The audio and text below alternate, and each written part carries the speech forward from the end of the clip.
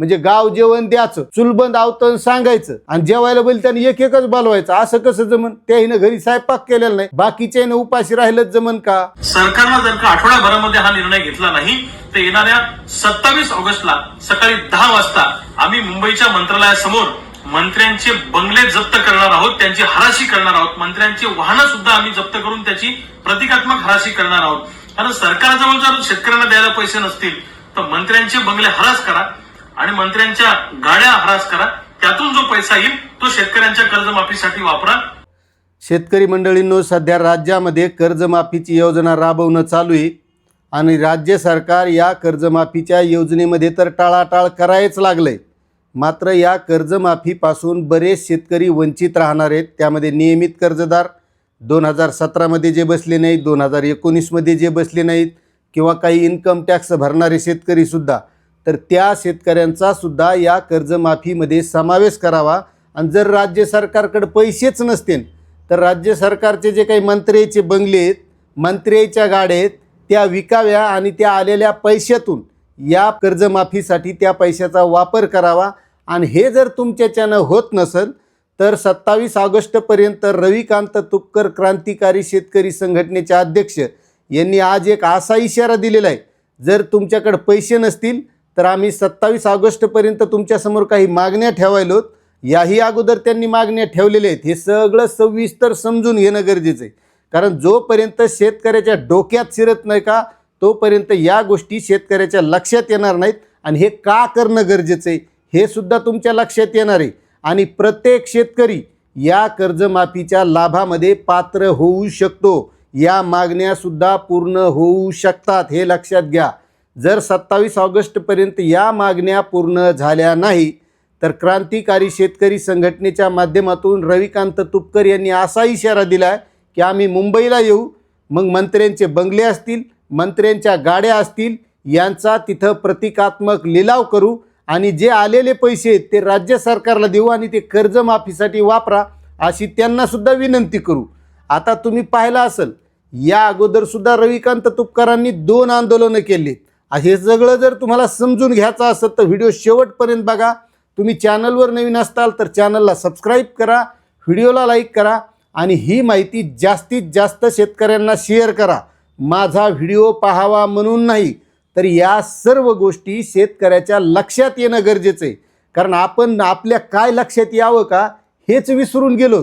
त्यामुळं ज्या काही मागण्या आहेत का आपल्या पूर्ण होत नाहीत.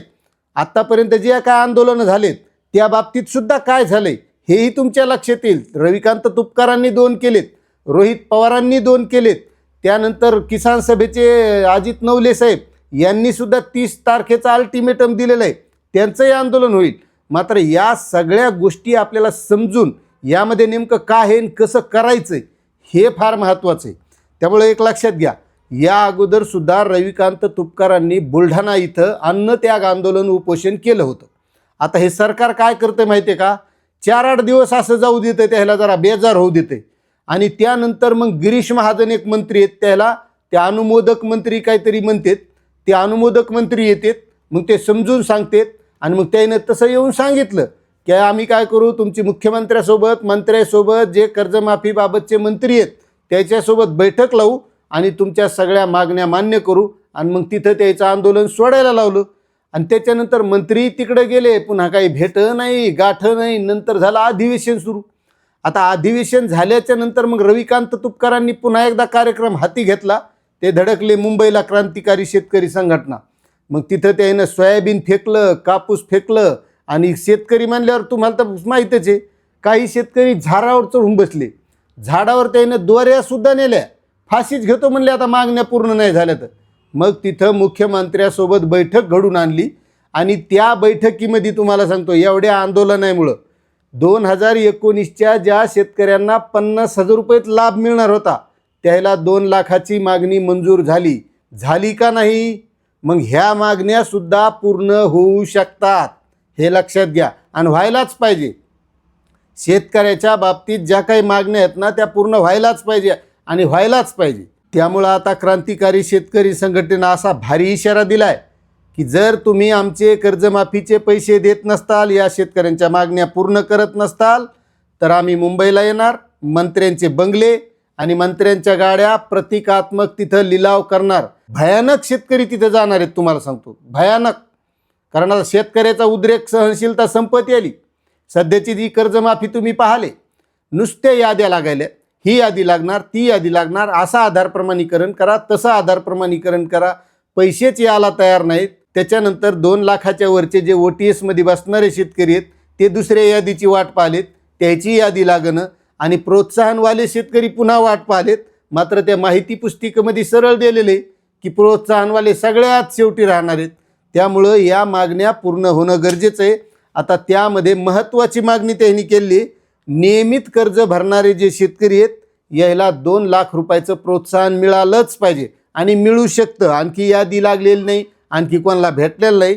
त्यामुळं नियमित शेतकऱ्यांनी यासाठी पाठपुरावा करणे गरजेचं आहे आणि खरी गरज आहे त्याला. कारण मलासुद्धा बऱ्याच शेतकऱ्यांच्या कमेंट येत असतात की नियमित 2 लाख रुपये मिळायला पाहिजे.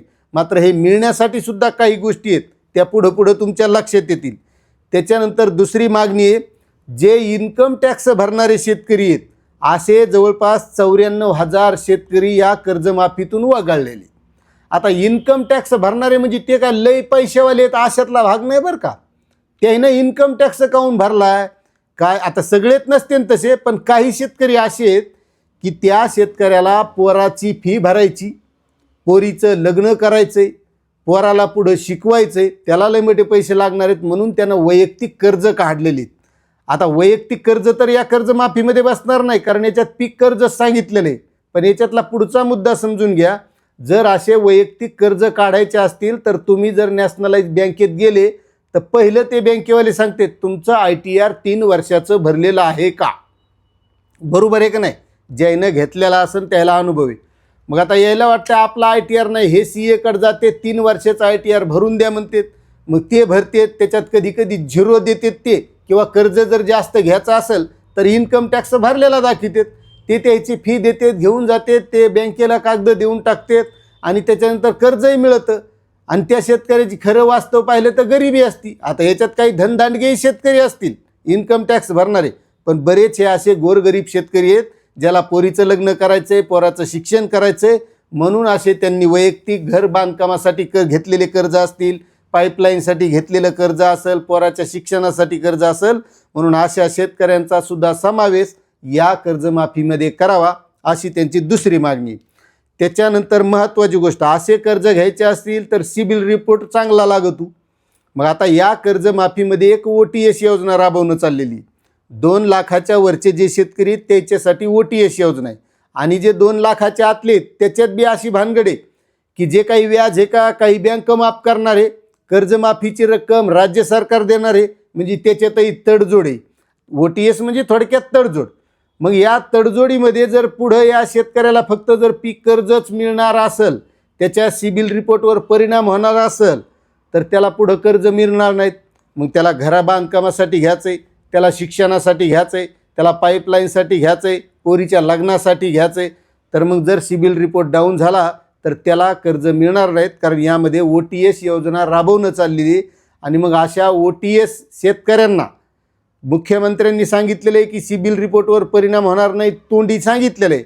मात्र तसे निर्देश त्यांनी बँकांना द्यावेत की त्या शेतकऱ्यांचा सिबिल रिपोर्ट डाऊन झाला नाही पाहिजे, कारण पीक कर्ज मिळून किती मिळत असतं हे तुम्हाला माहिती. मग इतर जर कर्ज घ्यायचे असतील तर त्यासाठी सिबिल रिपोर्ट हा स्ट्रॉंग असणं गरजेचं आहे, त्याचेसुद्धा निर्देश द्यावेत अशी एक महत्त्वाची मागणी त्यांनी केली. त्याच्यानंतरची एक मागणी आहे महत्त्वाची की जे या कर्जमाफीमध्ये बसत नाहीत. आता असे बरेच कोणते शेतकरी आहेत ज्या शेतकऱ्याला 2017ची सुद्धा कर्जमाफी मिळालेली नाही, 2019च्या कर्जमाफीत त्याचं नाव आलेलं नाही आणि तो शेतकरी 2026च्या कर्जमाफीत बसतच नाही. मग त्या शेतकऱ्याला कर्जमाफी कधी होणार. आणि तो असा शेतकरी की तो कधीच कर्ज भरू शकत नाही, कारण त्यानं कर्ज 2005ला 2009ला घेतलेले.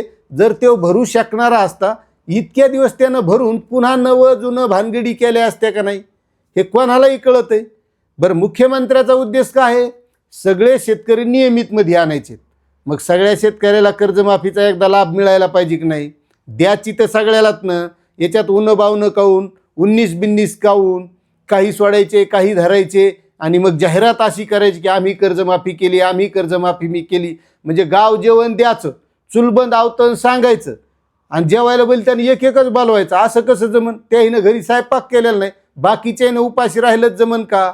हे तसा प्रकार आहे. त्याच्यामुळं या शेतकऱ्यांचा सुद्धा समावेश या कर्जमाफीमध्ये होणं गरजेचं आहे. या सगळ्या मुद्द्यावरून रविकांत तुपकरांनी आता राज्य सरकारला इशारा दिलेला आहे आणि 27 ऑगस्टपर्यंत याची वाट पाहणार आहेत. आणि 27 ऑगस्टला जर या मागण्या पूर्ण झाल्या नाही तर ते मुंबईला क्रांतिकारी शेतकरी संघटनेच्या माध्यमातून जाणार आहेत आणि तिथं भयानक शेतकरी जाणार आहेत. कारण शेतकऱ्याचा आता इतका उद्रेक झाला आहे, मानसिकता संपली. म्हणजे शेतकऱ्याला असं घुमवणं चाललेलं आहे. सध्या इतक्या कमेंट वाईट येतात शेतकऱ्यांच्या सरकारबद्दल. आपलं सरकार कोणतं असावं याच्याबद्दल काही दुमत नाही, आपल्याला कोणत्या पक्षाहूनही घेणं नाही. पण शेतकरी मुद्दा असेल ना तर प्रत्येक शेतकऱ्यानं एकत्र येणं गरजेचं आहे. तो भाजपचाही शेतकरी असला तर त्याला काही वेगळा याच्यात लाभ द्यायलेत का? शिवसेनेचा असला तर वेगळा लाभ आहे का? किंवा काँग्रेसचा असला तर त्याला लाभच नाही असं व्हायले का? मग मुद्दा शेतकऱ्याचा आहे ना. आपला कोणताही पक्ष असू, जर आपल्यासाठी कोणी लढत असेल तर यासाठी सुद्धा शेतकऱ्यांनी एकत्र येणं गरजेचं आहे. आता यामधली एक महत्त्वाची माहिती राहिली होती की काही शेतकरी असे आहेत की शेतकऱ्यांच्या माघारीच कर्जाचं पुनर्गठन केलेले. म्हणजे जे शेतकरी थकबाकीत जाऊ शकते त्याला 2 लाख रुपयाचा लाभ मिळू शकतो. मात्र काही शेतकऱ्याचं पुनर्गठन बँकांनी माघारीच केलं आहे आणि पुनर्गठन केल्यामुळं ते शेतकरी नियमितमध्ये आलेत. मग त्याला आता मिळेल किती? 50,000 लाभ. म्हणून महत्त्वाची मागणी आहे की सगळ्या या शेतकऱ्यांना 2 लाख रुपयाचा लाभ मिळणं गरजेचं आहे, असा आरोपसुद्धा रविकांत तुपकरांनी केला आहे. आणि एक मुद्दा आहे मयत शेतकऱ्याच्या बाबतीत. कारण मयत शेतकऱ्याच्या वारसांना मैतानं घेतलेलं जे कर्ज आहे त्याचा लाभ मिळणं गरजेचं आहे. आणि आता बरेच शेतकरी जे वारस आहेत ते बँकेत चाललेत. बँकेवाले म्हणतात आमच्याकडे काही माहितीच नाही, आम्हाला आणखी माहीतच नाही, आम्हाला पत्रच आलं नाही. म्हणून अशा कायदेशीर वारसांना त्या मैताच्या कर्जाचा सुद्धा कर्जमाफीचा लाभ मिळावा असे निर्देश राज्य सरकारनं द्यावेत. तसं शासन निर्णयात म्हटलेलं आहे. माहिती पुस्तिका काढली कर्जमाफी त्याच्यात सुद्धा मुद्दा आहे की जे वारस असतील त्या वारसाच्या नावाने ही कर्जमाफी टाका, त्यांचं आधार प्रमाणीकरण घ्या, त्यांचं सेव्हिंग अकाउंट घ्या, त्यांचा आधार नंबर घ्या आणि त्याचं आधार प्रमाणीकरण झाल्यावर त्याला हे लाभ द्या. मात्र बँकावाले सध्या नाही म्हणालेत. म्हणून त्यांनासुद्धा तसे निर्देश देण्यात यावेत असं सुद्धा त्यांनी सांगितलेलं आहे. आणि यामध्ये महत्त्वाचा इशारा दिलेला आहे त्यानं 27 तारखेचा. जर या मागण्या तोपर्यंत पूर्ण झाल्या नाही तर आम्ही क्रांतिकारी शेतकरी संघटनेच्या माध्यमातून मुंबईला धडकणार आणि तिथं जे काही मंत्र्याचे बंगले आहेत, मंत्र्याच्या गाड्या आहेत, ह्या गाड्या बंगले आम्ही त्याचा प्रतिकात्मक लिलाव करणार असा इशारा त्यांनी दिलेला आहे. त्यामुळं प्रत्येक शेतकऱ्यानं ज्याला जाणं शक्य आहे त्या प्रत्येक शेतकऱ्यानं या आंदोलनात जाण्याचा नक्कीच प्रयत्न करावा. जर या मागण्या पूर्ण करून घ्यायच्या असतील तर मागण्या पूर्ण होतात. जशी 2019च्या शेतकऱ्याला 2 लाख रुपयाची मागणी पूर्ण झाली तशा ह्यासुद्धा होऊ शकतात. मात्र त्यासाठी जे कोणी शेतकऱ्यांसाठी लढत असतात त्यांच्या पाठीमागं उभं राहणं गरजेचं आहे. आता आपल्याला ही माहिती कशी वाटली? आपण या आंदोलनाला जाणार का? आणि कर्जमाफीबद्दल नेमकं आपलं काय मत आहे तेवढं नक्कीच कमेंट करा. चॅनलवर नवीन असाल तर सबस्क्राईब करा आणि जास्तीत जास्त शेतकऱ्यांना शेअर करा. धन्यवाद.